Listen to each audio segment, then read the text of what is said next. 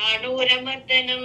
देवकी परमानन्दं कृष्णं वन्दे जगद्गुरुम् अतसे पुष्पसङ्कासं हारनूपुरशोभितं रत्नकङ्कणकेयूरं कृष्णं वन्दे जगद्गुरुं कुटिलालुकसंयुक्तं पूर्णचन्द्रनिभाननं विलसत्कुण्डलधरं कृष्णं वन्दे जगद्गुरुं मन्दारगन्धसंयुक्तं चारुहासचतुर्भुजं बर्हिपिञ्छावचूडाङ्गं कृष्णं वन्दे जगद्गुरुम् उत्फुल्लपद्मपत्राक्षं नीलजीमूतसन्निभं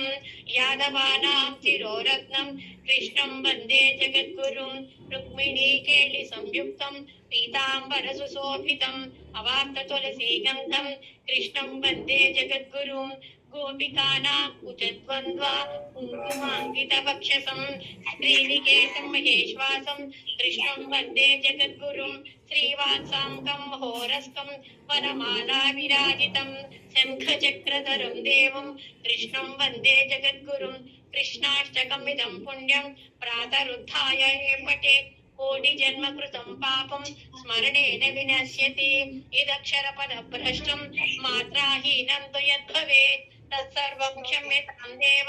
नारायणी नमोऽस्तुते कायेन वाचा मनसेन्द्रियेर्वा बुद्ध्यात्मना वा प्रकृते स्वभावात् करोमि यद्य सकलं परस्मै नारायणायेति समर्पयामि श्रीमन्नारायणायेति समर्पयामि लोका समस्ता सुखिनो भवन्तु लोका समस्ता सुखिनो भवन्तु श्री पार्वती परमेश्वर दिव्य